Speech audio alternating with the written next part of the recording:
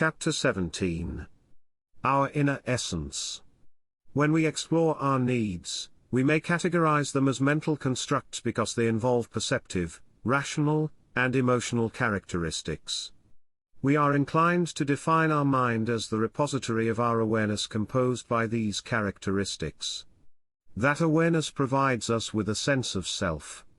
Although we identify with our obviously physical aspects to some extent, we reserve a more intimate concept of self to our mental aspects, our inner self.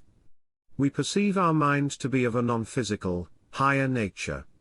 This distinction is based on the pairing of a momentous deficiency of our mind with a remarkable aptitude. The deficient aspect is our lack of awareness of our mental structures and processes as physiological phenomena. The remarkable aptitude is our mind's ability to manufacture mental representations of our world and to develop these representations in its service into further representations that it can again process. It can thus build and rule an abstracted world. We tend to separate that inner reality and the mystery of its generating mechanisms from outward aspects that may find reflection in our mind. We designate our inner world and its generating mechanisms as our essence, and everything else as exterior matters. These impressions give rise to the tendency of attributing our body to the outside world. We may recognize our body as a necessary host for our mind and that we must assist it to sustain its host functions. We may view it as a possession to which we may attribute various value. We may regard it as a separate adjunct with its own, automatic functions. We may seek to control our body to implement resolutions of our mind that transcend the body's support functions. Such a viewpoint leads us to distinguish our needs into those that serve our physical requirements and those that attend the purportedly more exalted functions of our mind. Maintaining this differentiation implies a split personality. It prompts us to view part of our personality as being composed of primitive, animal needs that are forced upon us by our support system but are not part of our inner self. It causes us to focus on more advanced, purportedly non-physical needs that we regard as our true nature. Maintaining this artificial distinction may prompt us to degrade needs at the center of our individual and collective survival and thriving. If we are to be happy, we have to supersede our intuitive but untenable discrimination toward our body. While we can and, for an understanding of ourself, must acknowledge and explore our mental functions, we must recognize them as integrated parts of our body. We must extend our emotional mind to encompass all our needs. Cognizance of our inner self may be obtained by observing and measuring the structures and processes of our personality. To achieve these insights, we have to focus on our personality as an object of exploration. However, in this undertaking, we encounter a problem of circularity. To obtain observations and measurements, we have to be able to observe and to measure aspects that can be distinguished from the mechanism that observes and measures. If there is not such a distinction, if the facility engaged in observation and measurement is to observe and measure itself, the observation and measuring might fail.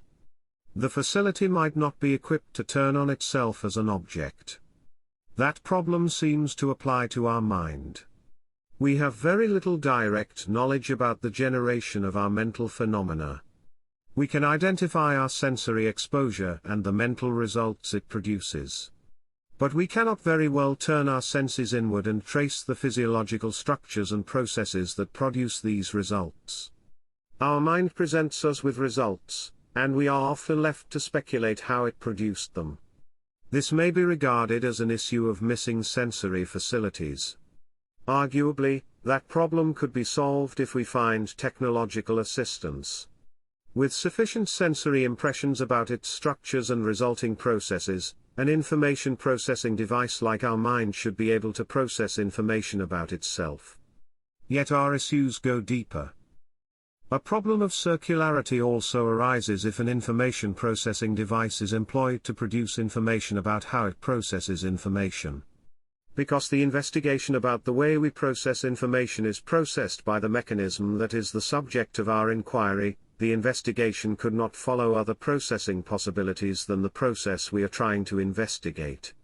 If the device and its exploration process are flawed or limited, its self-investigation is subject to the same inadequacies. Therefore, we might be unable to detect our mental flaws and limitations. Here again, we might employ technological assistance. That seems to be a promising prospect, except that engaging machines might not advance us if we or others pass the same mental inadequacies that disqualify us onto them. We might derive use from the processing by other individuals and their technological devices if they do not share the same deficiencies.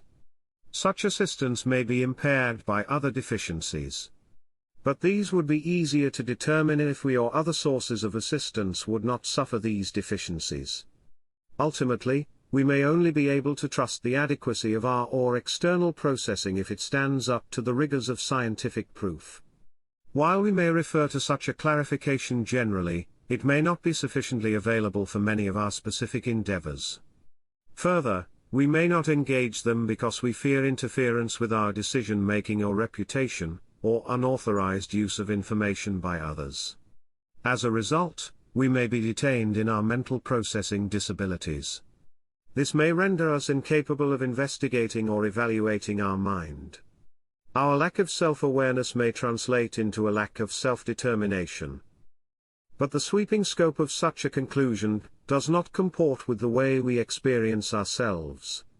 We do observe that we possess self-awareness, that we can reflect on our traits, our needs, and their consequences. We detect the ability to distance ourselves sufficiently from aspects of ourself to determine their nature and validity in our pursuits. We notice that we can determine what makes us happy and that we can change our mind and ways to comport with these determinations.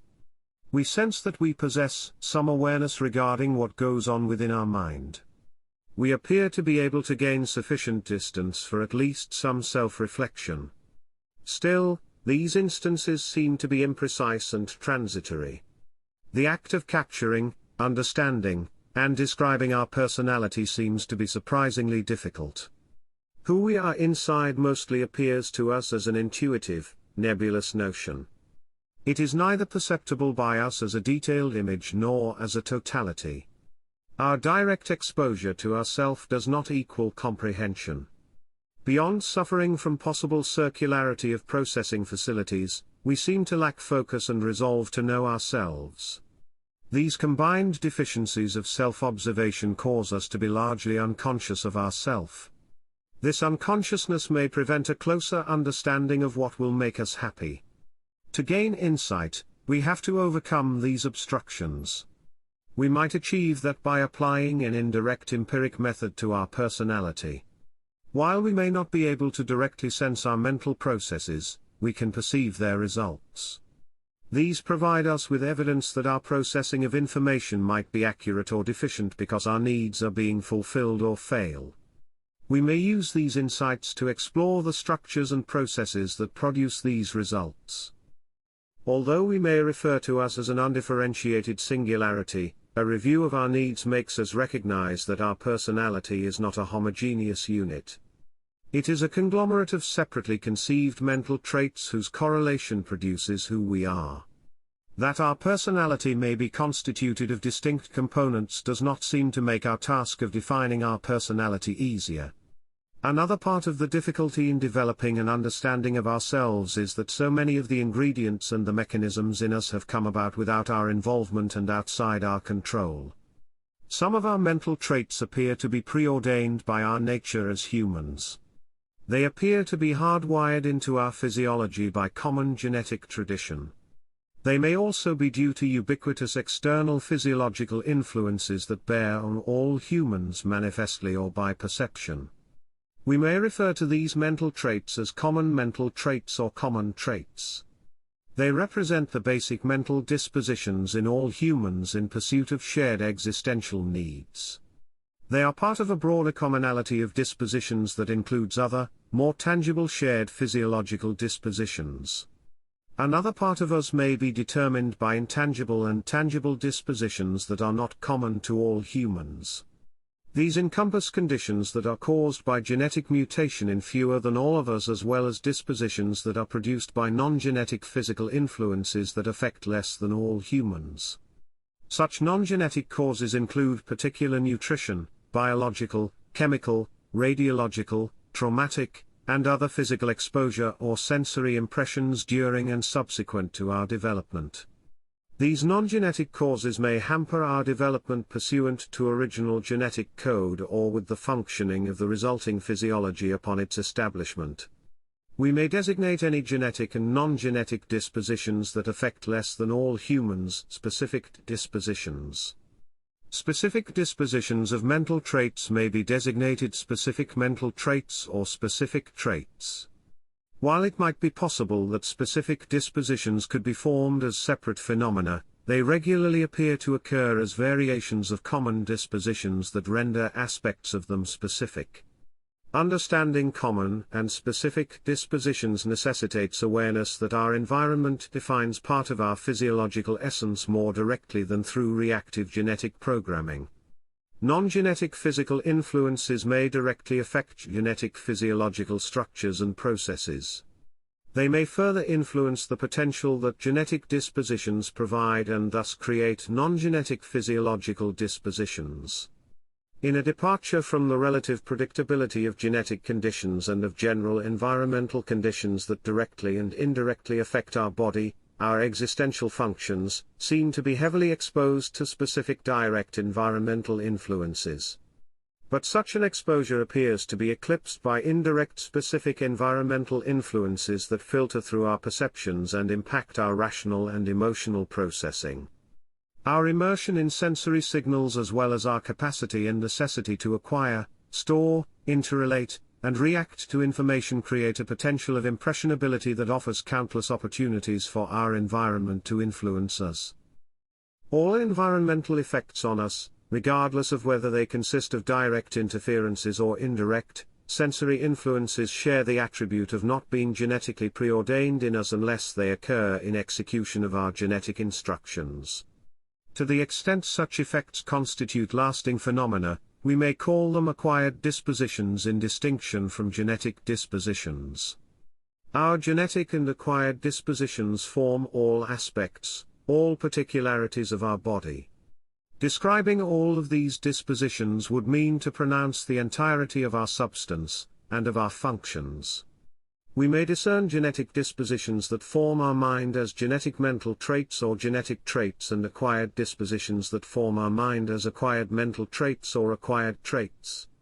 The relative permanence of our mental traits makes it plausible that they relate to somewhat stable physiological structures. Regarding genetic mental traits, that is also indicated by their close connection to physiological functions and the regularity of their occurrence. A physical representation of environmentally influenced constituents of our mental traits is indicated by the physical nature of sensory impressions of objects and events and their representational processing by our mind.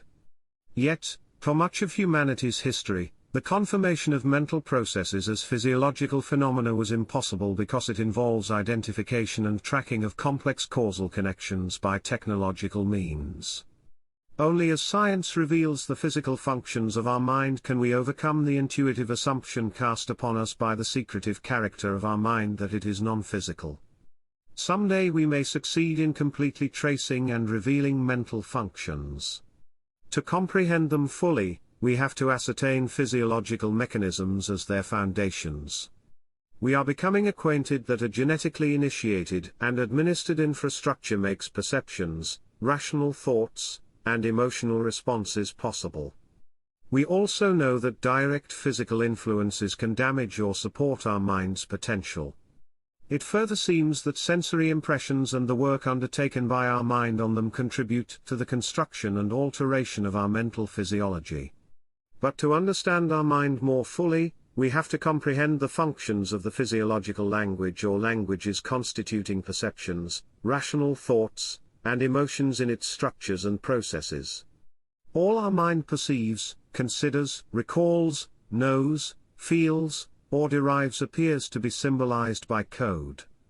Through it, mental structures seem to be formed, function, and communicate. Although we do not have immediate access to the physiological processes and formations that our perceptions, rational thoughts, and emotions create in our mind, we register them by our resulting mental capacity. There appear to exist physical structures and mechanisms in our mind that have the ability to register, store, and process our perceptions, rational thoughts, and emotions. In addition, such structures and mechanisms carry the capability to communicate perceptions, rational thoughts, and emotions without being expended in such a process. They appear to have the capacity to generate code that travels in our body with their messages. Some of these messages may be directions targeted at non-mental parts of our body that translate the code into physiological reactions, including the positioning of aspects with sensory facilities to obtain perceptive signals. Other messages are focused on facilities of our mind that register, store, and process them further. The content of this code originates from physical objects and events outside or within our body that impress upon receptors of our senses. When we initially perceive an object or event, the code generated by that perception consists of that object or event itself or physical emissions or refractions from it that are detected and processed by our nervous system. That system seems to contain mechanisms that may translate our initial impressions into traveling code. This code is relayed to rational and emotional facilities that enable our mind to process the initial sensory and possibly transformed messages. These facilities may keep the code in the received format or translate it. They may by themselves or in correlation with one another analyze information into its components and properties, and compare, categorize, store, or recall it. They may correlate and rearrange information and its components into new composites.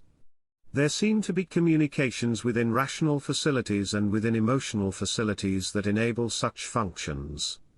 All of these communications may be regarded as the sending and perception of participating facilities of the same general type. Moreover, rationally processed information may be sent by rational facilities and perceived by emotional facilities, and emotionally processed information may be sent by emotional facilities and perceived by rational facilities. The complexity and variety of communication streams indicate the close coordination among our rational and emotional facilities. Such a coordination only appears to be possible if they share a common code or have the ability to translate one another's code and a similar ability to register originally processed perceptive information. Understanding our mind may only be fundamentally possible if we understand its parts by the code they send and receive, the content of that code, and the factors affecting that code. The code by which our mind functions, the physiological structures built or influenced by this code, and the processes in which such structures engage are physical objects or events of a distinct character. Their presence and interaction do no longer rely on the original triggering objects or events. Original impressions from objects and events have become translated and incorporated into separate physiological structures in our body. These constitute or comprise abstractions that may have been derived from the physical sources of an original sensory impression. But they now appear to have obtained a different, separate existence. The mechanisms of our mind that work with this code may communicate with other mechanisms of our mind independently from the initial causes and from their immediate physical impact. The translated, analyzed, or synthesized nature of this code is a representation of original causes. Our mind generates symbols of them, their components, their properties, the properties of their components, and the correlations of these factors.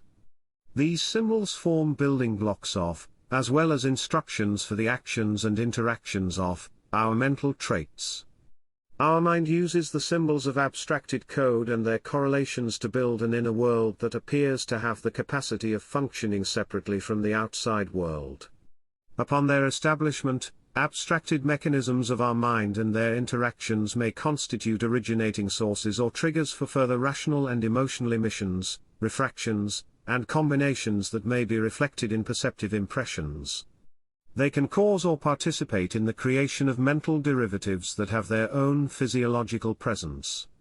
These derivatives may be the basis for further derivatives.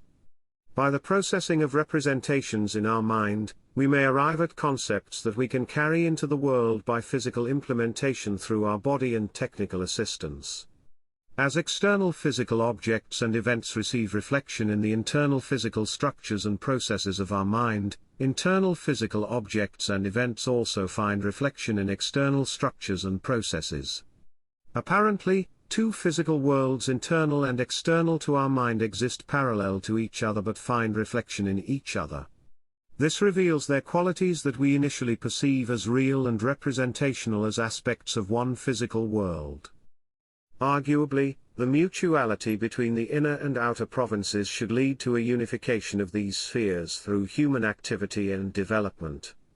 Yet it may produce idiosyncrasies and differences in the ways we react to and we shape our environment.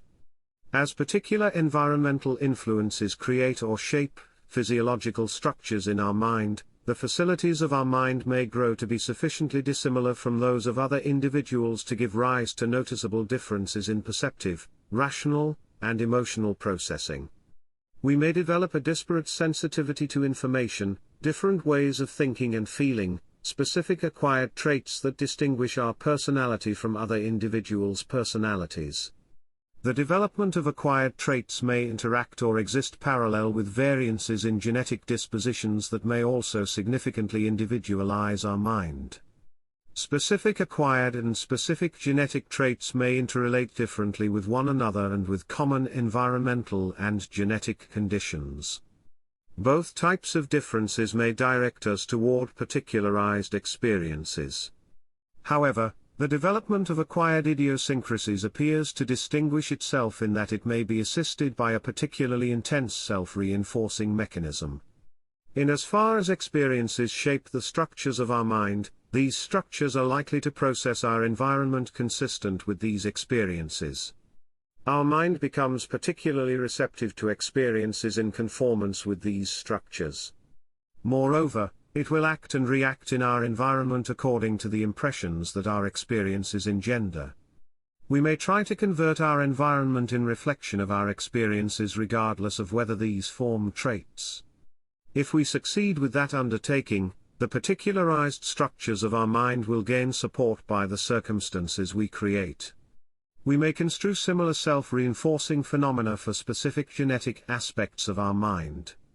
Particularized genetic traits may shape our acquisition of information and our shaping of our environment and thus provide a mechanism for a circular reinforcing pattern for the original specific genetic traits.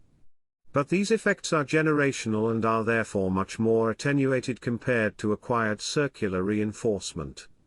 Self-reinforcement may also occur regarding common genetic and environmental traits. Only, this might be less noticeable because of their constancy and ubiquitous nature. Beyond self-reinforcement, we may discover that all four types of acquired and genetic traits can influence one another. All these varieties of possible interaction make it hard to trace traits to their origins. In the case of common traits, their refined and harmonious nature might render such a tracing largely irrelevant. We have more interest in specific traits because these form our idiosyncrasies. Here, we may be successful distinguishing overt physiological particularities that were caused by manifest physical influences or that can be traced to particular genetic instructions. Finding clarity about the establishment of specific personality traits may pose a substantially greater problem. Even where self-reinforcing or crossover mechanisms are not the primary driving source for the establishment of such a trait, we have often trouble tracing it to its origins. Both specific genetic and acquired traits often give our perceptive, rational, and emotional attributes a largely unconscious imprint. It is not difficult to understand the reasons genetic mental traits are enigmatic. They became part of us without participation by our mind. We found them pre-existing as an unreflected, natural part of us. Acquired mental dispositions differ because we acquired them during our existence. Some of them may stand out because they were incurred willfully, imposed against our will, or were acquired under particularly perceptible or traumatic momentous circumstances. Yet many, if not most of them, were acquired without our awareness in small increments over time. This may give them a subliminal, unreflected, and even unconscious quality. Many of our experiences may leave structures in our mind that can be reversed or adjusted by additional experiences with a range of efforts. We may even be able to overcome some genetic structures this way.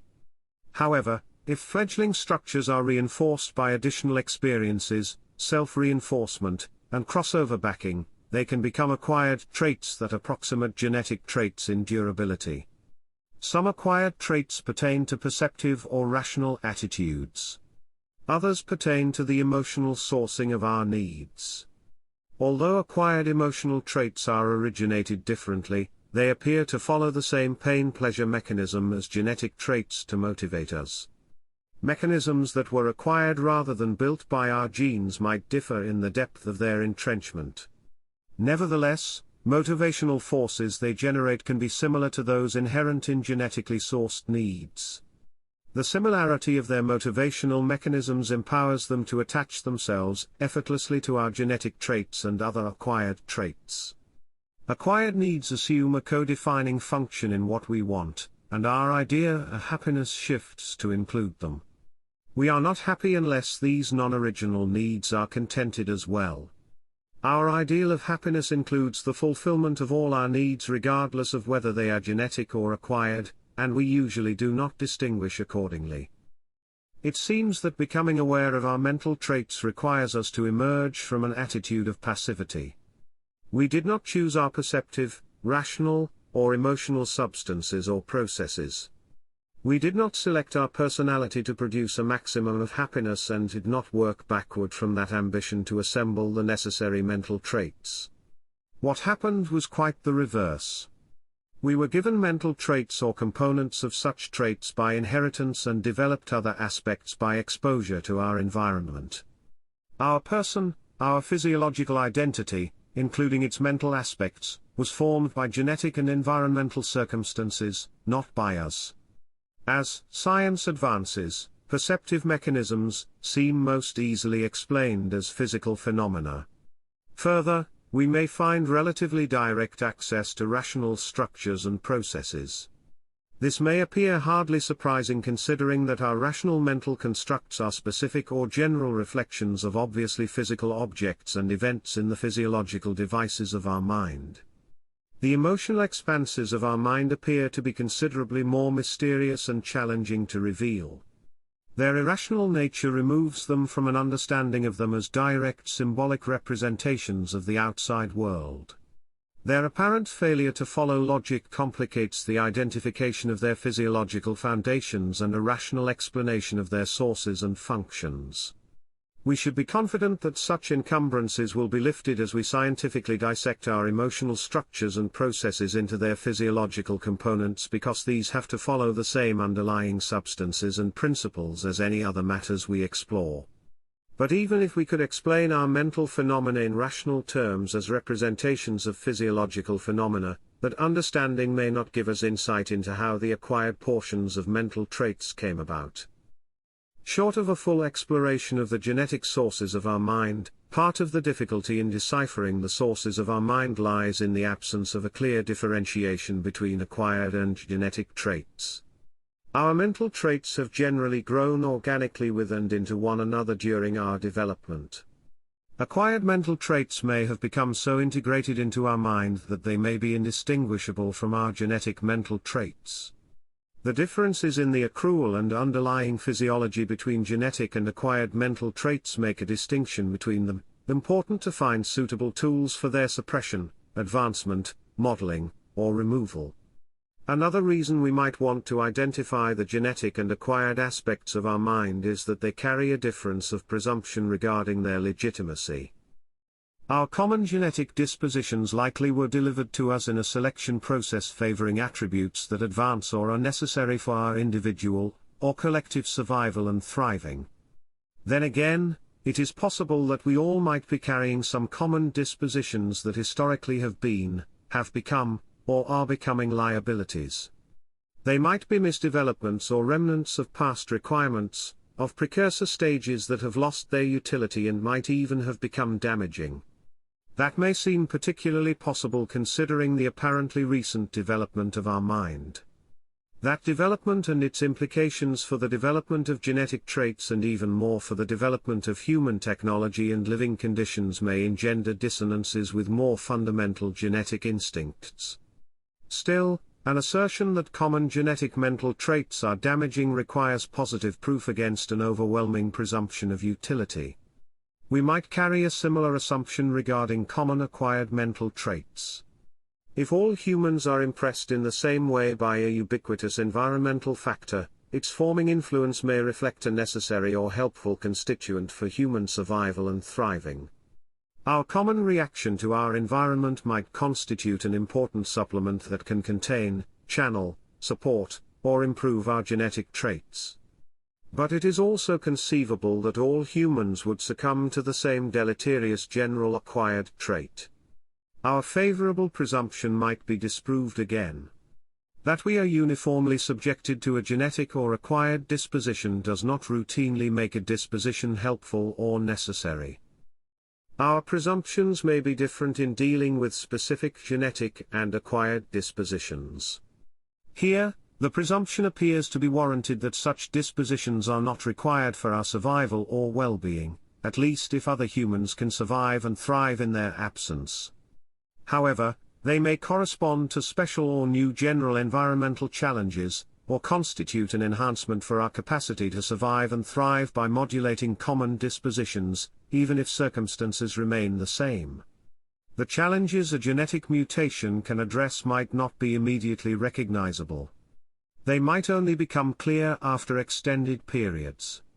Past beneficial mutations are likely to have been first confined to one or few individuals and to then have proliferated through the favored propagation of individuals with superior properties. Such mutations may initially appear incomplete or inapplicable in addressing present or potential future conditions. Hence, we cannot validly presume that specific genetic dispositions, including specific mental traits, are useless for human survival or well-being. It may appear that we can make a better case for a negative presumption when it comes to specific acquired dispositions. Their introduced sourcing and unique character create an intrinsic risk that they would interfere negatively with the program of our genetic and common acquired dispositions. Specific acquired dispositions may be the haphazard result of activities and of circumstances that were not particularly focused on us. In that case, it would be coincidental if they happened to benefit us. An even clearer negative presumption can be made when specific acquired dispositions are installed in us with the intended function of manipulating us to serve someone else.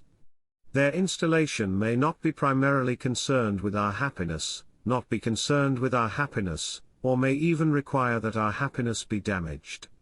Even if external influences are exerted in an effort to advance our needs, they continue to carry the possibility that they might not serve our happiness. But these factors do not categorically override the possible benefits of specific acquired dispositions. Specific environmental challenges may occur faster than specific genetic dispositions can adjust to them. Even if a challenge is common for humanity and calls for a response in the form of a general acquired disposition, that challenge may originate with a limited range and a response may begin with a specific acquired disposition before it expands and eventually grows to be common.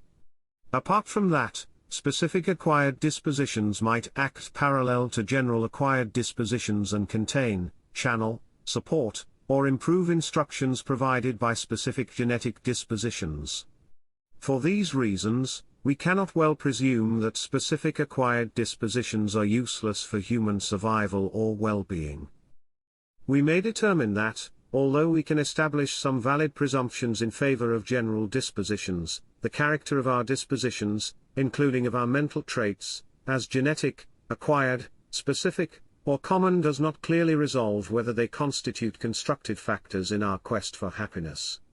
Nor does it seem right to categorically contend that acquired dispositions are superior or inferior to genetic conditioning.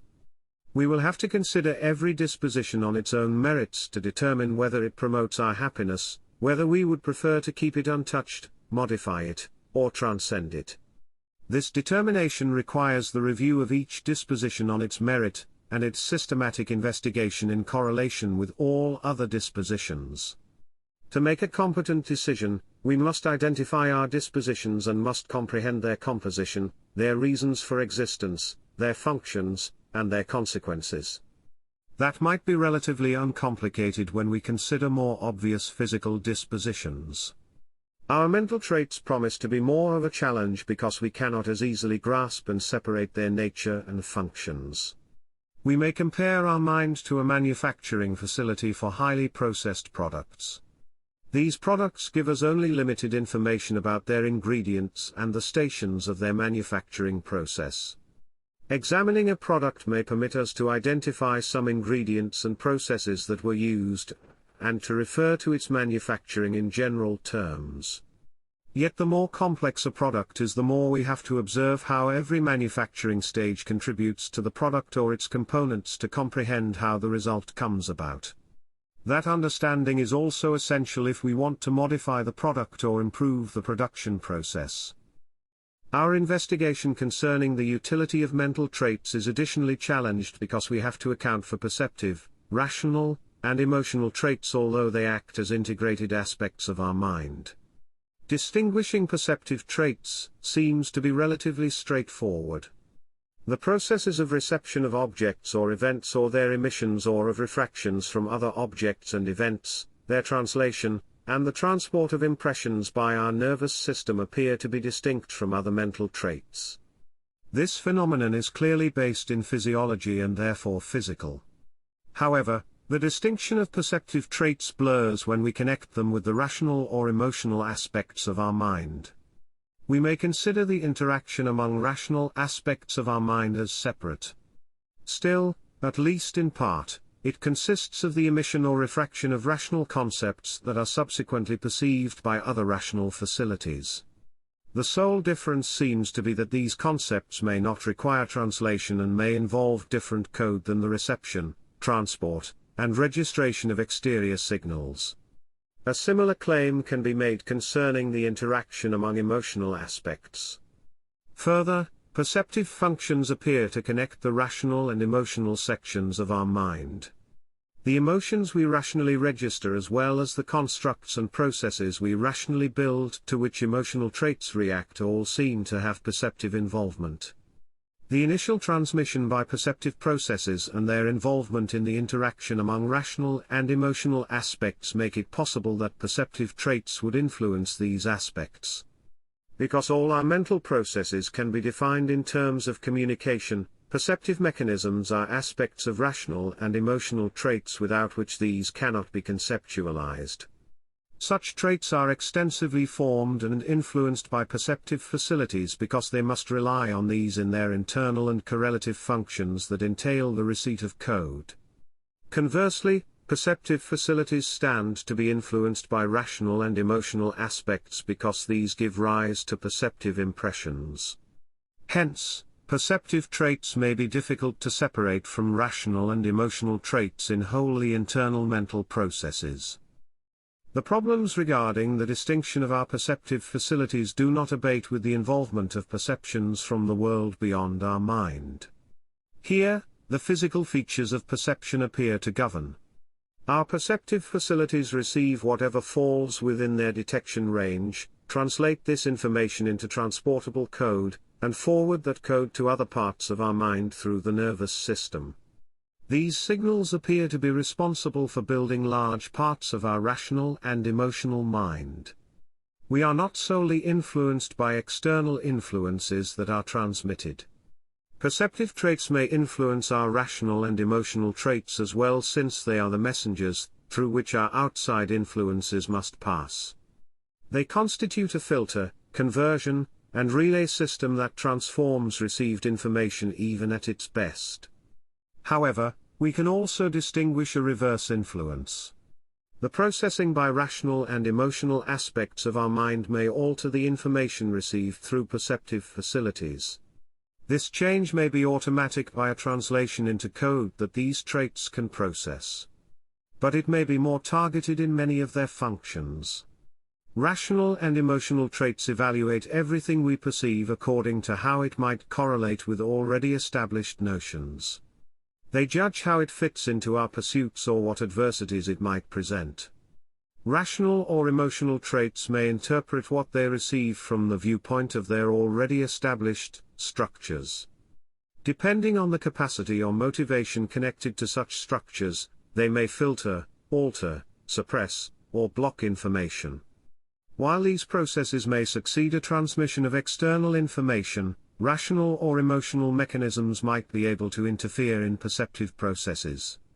They might instruct perceptive facilities about modes or details of registration, translation, or transportation of information.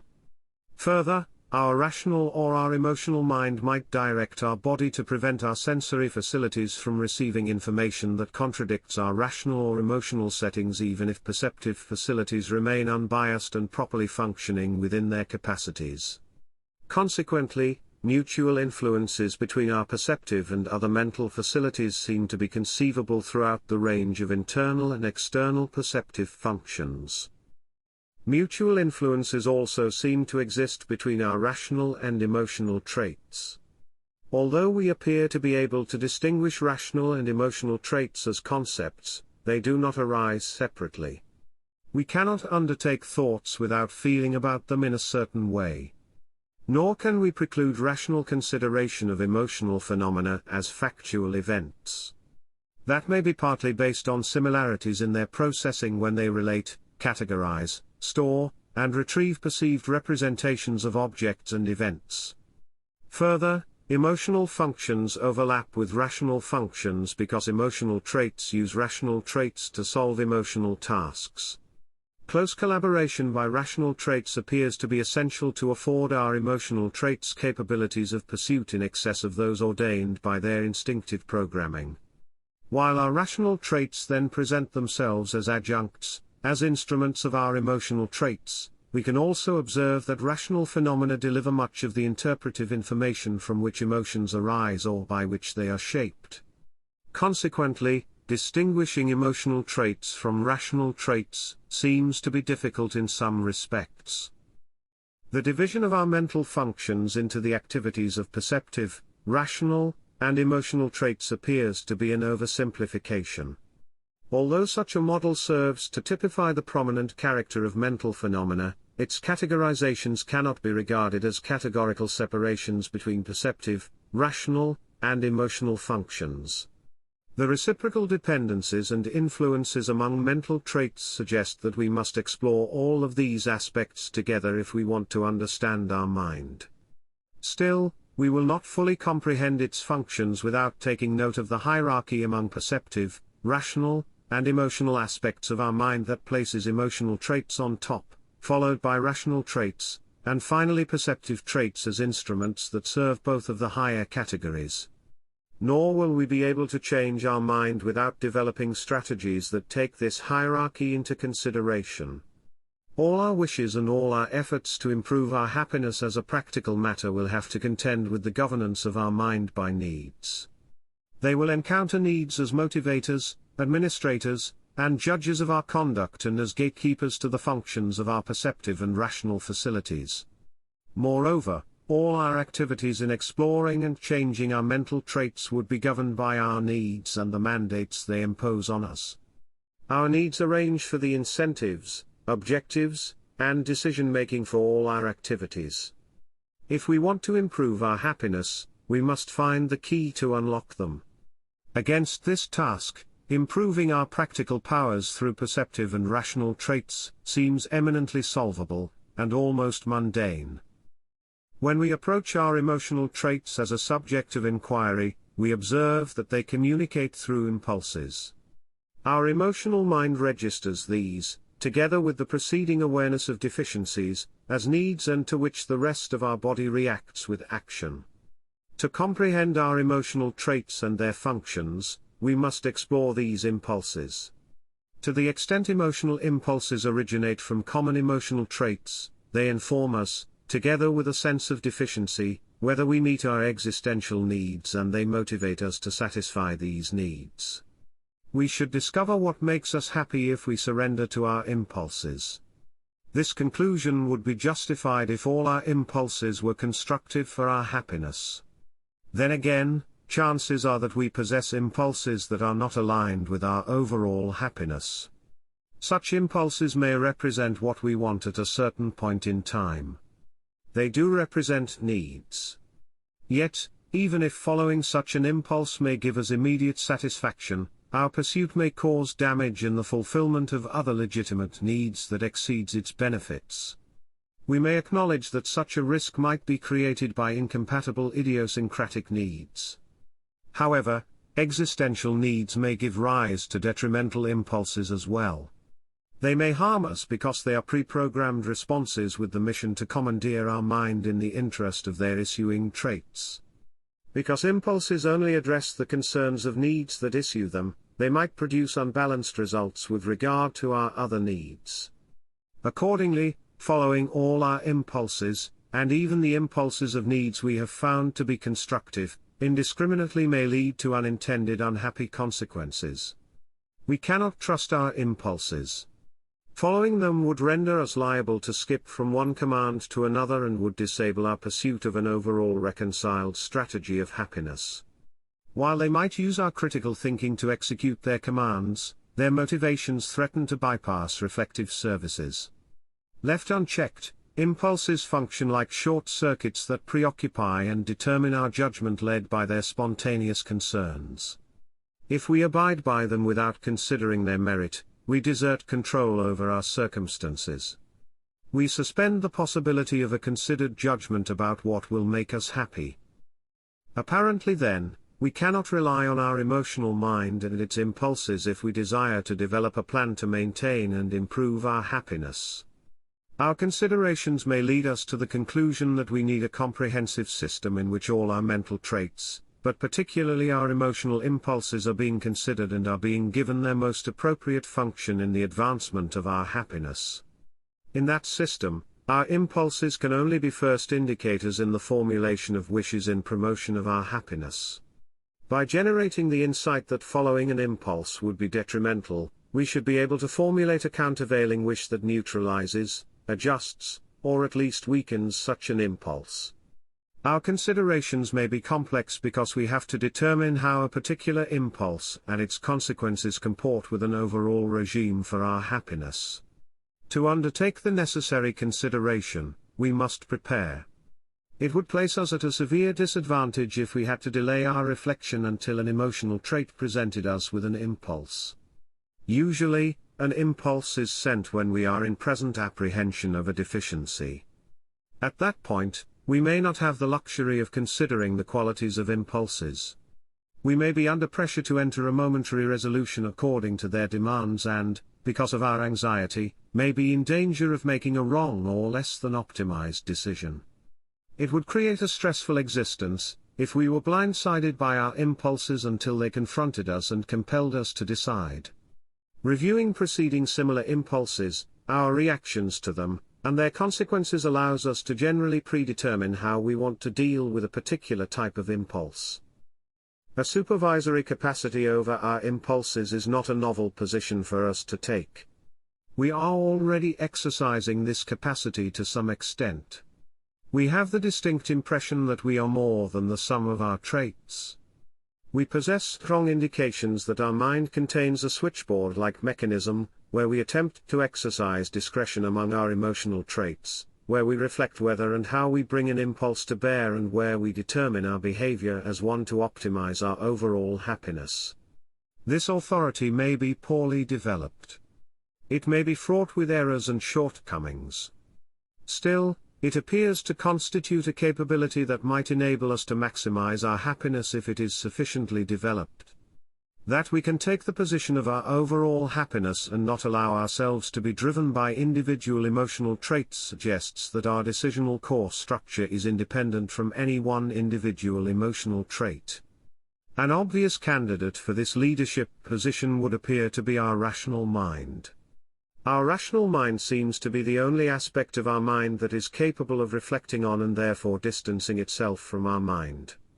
Our power to reason and explore facts appears to be able to relatively easily overcome factual assertions or rational thought sequences or patterns that have hardened into rational traits. All that would seem to be required is proving them to be incorrect. We may regard the apparent reticence of rational traits against such enlightenment to be sponsored in large part by emotional traits that have an interest in maintaining conforming rational structures or processes. A similar argument can be made regarding perceptive traits. Rational reflection should be able to lead us to optimized perception practices if it were not for the reticence of emotional traits. We may think that we can overcome this opposition and that we can maximize our happiness if we follow reason, and the factual proof to which it attaches, as the supreme organizational principle over our emotional traits. Our rational mind seems to be uniquely equipped to investigate, assess, coordinate, and if needed, find ways to restrict, modify, and possibly eliminate traits in favor of a solution that maximizes the overall fulfillment of our constructive needs. Our service to this purpose would have us account for and determine the objectives, requirements, and urgencies of our needs and all available resources for their pursuit. We would also determine the consequences of their pursuit for one another's fulfillment. We would develop and adjust means and strategies in line with principles of efficiency and effectiveness in the service of maximizing our individual and collective survival and thriving. These directorial functions of our rational mind would have to be permanent to be effective because emotional traits display ceaseless determination to make us follow their demands and display considerable resourcefulness to sway us in their favor. The overall optimization of our happiness through the consideration of all our traits might then appear to be a consummately rational function. But closer examination establishes that the leadership of these functions is reserved to our emotional mind because our rational mind is fundamentally unable of generating any type of motivation to engage it in optimizing our conditions. Our principal needs to secure our individual and collective survival and thriving appear to instruct and back the arbitration function of our rational mind. We become emotionally attached to the effectiveness and efficiency gains of rational methods in the arrangement of our needs and develop corresponding wishes. The comprehensive direction by our principal needs seems to be in charge of liberating us from following the programs of subordinated needs when they do not attend to these principal needs. Still, a presumption that principal needs exist and that they constitute separately organized, controlling phenomena appears to derive from a functional oversimplification that does not accurately reflect reality. Rather, it seems that our principal needs represent composites of all needs that appear to serve them. The regularly interwoven character of multiple needs in our pursuits gives us an indication for this proposition. We rarely find traits operating distinctly in the planning and execution of strategies. To survive and thrive, we may not possess the luxury of pursuing each single need separately. We may regularly have to combine the pursuit of several needs. Even if we could afford to dedicate our efforts fully to one pursuit at a time without existential danger, other needs may demand that we pursue our tasks without violating or disadvantaging their objectives or that we advance their objectives contemporaneously. This places us under a requirement to select compromised courses of action that support multiple needs or are at least mindful of them. It would appear then that many of our pursuits are directed by a committee of emotional traits. We cannot presume that all participating emotional traits would necessarily cooperate for the joint purpose of producing a product with a particular intermediate or ultimate quality. Rather, each emotional trait appears to be only interested in a product to the extent it serves that trait's satisfaction. Our emotional traits may cooperate to the extent their interests are aligned, or they may agitate against one another where this is not the case.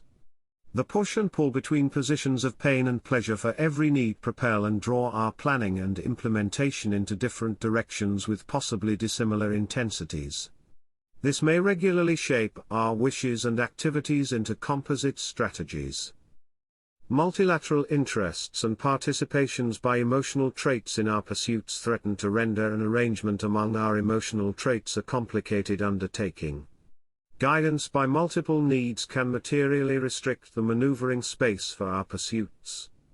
That maneuvering space may already be scarce or non-existent because of several types of internal limitations that may be inherent or attached to a need. Emotional traits might not only issue impulses for ultimate objectives but also regarding our choices of means for the pursuit of such ultimate objectives. We appear to be emotionally invested not only to fill the differential between pain and pleasure of a need but also to fill it in a particular manner. Such requirements may be rooted in common existential needs and in idiosyncratic particularizations. Idiosyncrasies may additionally narrow our ultimate objectives for a need. These restrictions are exposed to further limitations of external circumstances in which our needs must find fulfillment. The resulting requirements may not leave much flexibility for an optimized or even adequate pursuit. Each need may therefore assert itself and fight for the accommodation of its requirements at every juncture. The urging of a variety of needs and the pain we would suffer if we ignored that urging require us to compromise and sacrifice efficiency and effectiveness in the pursuit of needs for the sake of gaining efficiency and effectiveness in the pursuit of other needs. We may curtail our pursuit of one objective so that we can better achieve another objective. Conducted sensibly, this coordination among interested needs can minimize our overall exposure to pain and maximize our overall yield of pleasure. But succeeding in this enterprise appears to remain difficult. It is characteristically likely in a compromise that needs will not be able to insist on manners of pursuit that fully satisfy their requirements. However, the arrangements strategies we can make available may not even fall within a range of lesser, still functional strategies for some interested needs, or they may only be fulfillable at a relative overall disadvantage. Moreover, the reconciliation of a multitude of needs that vie for satisfaction is not limited to an abstract and static plan. It must relate and adjust to the specific internal and practical circumstances of our pursuits as they vary. These practical concerns add to the complexity of our considerations during a plan's conception, and might also encumber us at any step of its implementation if there are deviations from the plan. Depending on the subject matter we pursue and our fulfillment status, participation in this guidance system might be limited to less than all of our emotional traits. Still, the diversity of needs participating in a decisional process and pursuit may exceed the array of needs that may be directly affected by a decision. Even if a suggested pursuit does not touch upon the direct interests of an emotional trait, a proposed pursuit might involve resources, or the pursuit of another need may have attenuated consequences in which it is interested. Thus, although an emotional trait might not actively participate in a pursuit with the objective of its contemporary fulfillment, it may wane to preserve or advance its present or future status. We may call the overarching mechanism by which our emotional traits interact with one another our council of traits or our conscience. It is the administrative mechanism of our mental traits that organizes our personality as more than the sum of its traits. The activity of our council of traits suggests that its independent authority is not formed by our rational capacity but that it arises from the correlation of our emotional traits and their impulses. Hence, it seems to confirm our impression that we are being governed by our emotional traits. Yet, in spite of being guided by the motivations of our emotional traits, the Council is a forum in which all our mental traits can obtain representation. A council of traits might function solely based on the interaction of perceptive and emotional traits if the reconciliation of emotional traits is settled or automated by instinct. But rational information may allow us to further customize and improve our responses to challenges and opportunities. Many of our rational traits are indispensable for rendering our mental traits conscious by investigating, determining, categorizing, recording, and tracking them and their consequences. They can derive insights that provide factual orientation. They can provide rational considerations of relevant circumstances to prepare considerations by our emotional traits. They may even provide the factual recognitions and deductions that lead us to cast our reactions into an acquired emotional trait or influence the formation or the adjustment of such a trait. Our rational traits might then have great power in our council of traits. They may assist its functions with correct reflections and correlations or damage it by infusing our decisions with erroneous or incomplete notions. Regardless of whether they are engaged by our emotional mind or spontaneously processed based on sensory impressions, they may present an independent result. Nevertheless, because our rational mind does not have its own motivations and is incapable of forming its own impulses, it does not have a stake in the contest among our needs. Therefore, our rational mind is not a supreme authority that rules and judges our traits, impulses, and personality. Rather, it constitutes a mere utility. Our perceptive traits take a similar posture. They are vitally important for enabling factually accurate judgments, and they carry a significant informational function with regard to acquired emotional traits. However, they have no motivation of their own and do not try to convince us. That motivation is uniquely reserved to our emotional traits. Through its impulses, every emotional trait causes our mind to take its viewpoint temporarily. Assuming the positions of all our emotional traits in relation to the demands and implications of a particular emotional trait permits us to engage in a well-rounded review, argument, and possibly negotiation among our emotional traits. Reflective awareness of our emotional traits requires their distinction from us as the observing entity. Our rational mind naturally possesses that quality because it is limited to rational interpretations. This makes our rational mind an effective factual counselor. But the necessary motivation for that advice to be prepared and argued arises from the differing viewpoints of emotional traits. We can step outside our emotional traits, albeit only at the price of identifying with and being biased by other emotional traits. Yet the distance that is generated by the combined viewpoints of every emotional trait with respect to every other emotional trait gives us the ability to comprehend our needs and settle their pursuit in correlation with one another. The comparative review by our emotional traits is more than a mere jostling of impulses. It can inform us of our perceptions and our rational insights regarding participating circumstances, risks, requirements, possible alternatives, effectiveness, efficiency, and the ramifications of pursuits for involved and further needs. The composite of these informed emotional viewpoints can present us with a comprehensive picture of the interests of our emotional traits. The sum of their positions produces an approximation of objectivity because it positions perceptions, rational arguments, and emotional reactions in context with one another.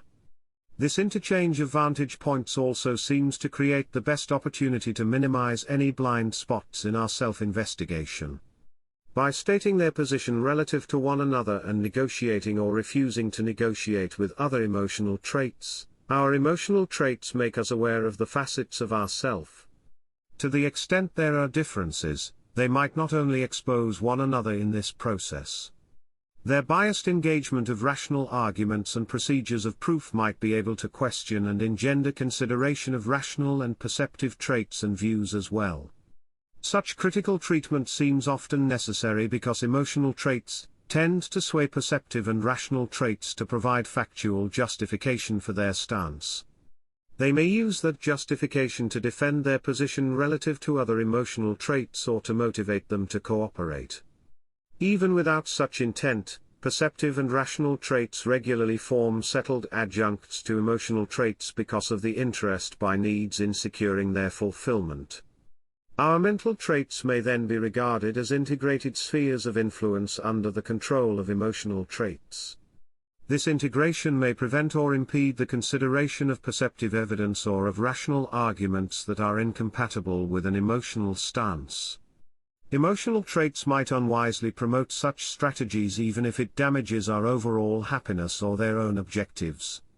Rational and perceptive traits that have become attached to emotional traits may only be changed upon permission by such emotional traits or upon compulsion by other emotional traits.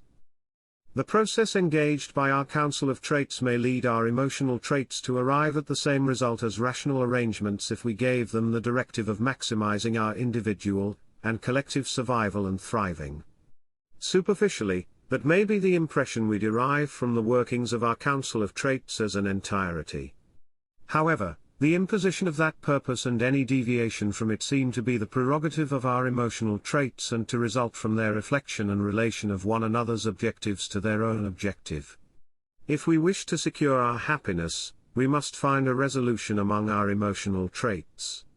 Provided that we can get all our needs to participate, our council of traits can help us in that resolution.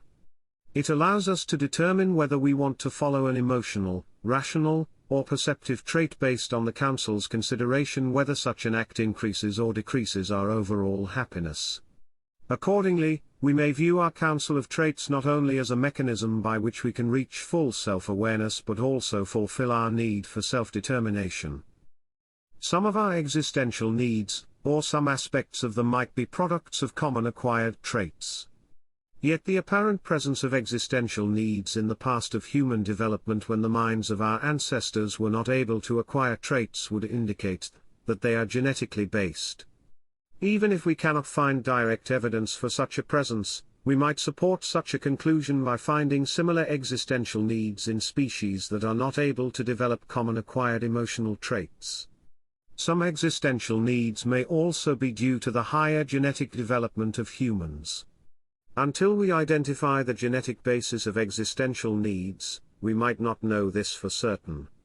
Either way, our common emotional traits seem to have found a relatively stable mode of coexistence to the extent they are part of an established, integrated system of relationships that has been refined through eons of development.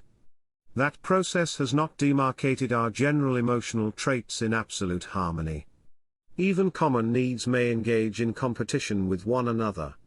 Depending on their satisfaction status, our common needs may clamor for our attention to motivate us to give them preference in fulfillment over other needs. Arguably, competition among traditional common needs remains necessary because it informs us of the relative urgency of deficiencies and permits us to focus our efforts where they are most needed. The relationship of our general emotional traits may benefit from optimization efforts that organize our pursuits beyond topical preferences they indicate. Reconciling the competition of existential claims may place fairly complex coordination demands on us because all participating needs are relevant to our individual or collective survival and thriving. But the beneficial character of traditionally participating needs, or at least of the resulting system in which they balance one another, carries a presumption of benefit. This presumption does not exist with regard to specific genetic and specific acquired traits. The particularized sourcing of these idiosyncratic needs and the varying objectives of such needs make conflict among them, and with existential needs likely. Their introduction into a system of general instructions heightens the risk of a conflicted personality without a consistent concept of happiness.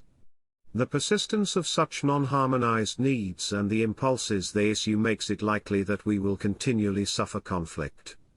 Specific emotional traits may be necessary or helpful to provide fulfillment for our existential needs. To the extent their accommodation can create a higher overall level of happiness, including them into reconciliation might be a sensible undertaking even if they are difficult to accommodate. But the potentially uncoordinated character of specific emotional traits and the resulting conflict they cause threaten to negatively affect our overall happiness.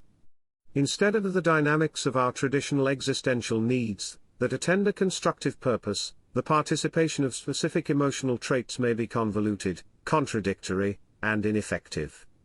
It may be incompetent of producing coherent, optimized, or even adequate results for securing our individual and collective survival and thriving. Growing specific genetic and specific acquired needs threaten to overstrain the traditional reconciliation mechanism among common needs. The diversity and details of their extraneous demands may hinder its functioning.